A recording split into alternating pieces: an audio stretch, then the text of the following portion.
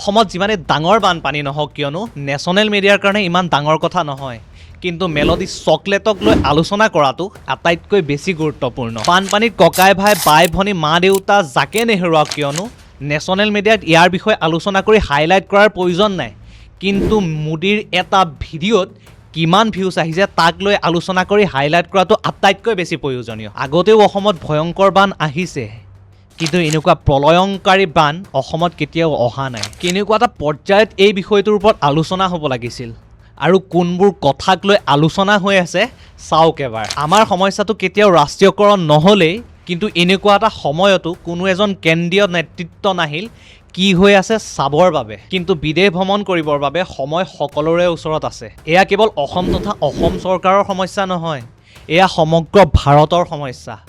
এবাৰ আহি নিজ চকুৰে চাওক কেনেদৰে অসমৰ হাজাৰ হাজাৰ মানুহে আশ্ৰয়হীন হৈ কান্দি কান্দি জীৱন কটাই আছে। মাত্ৰ এবাৰ আহি চাই যাওক।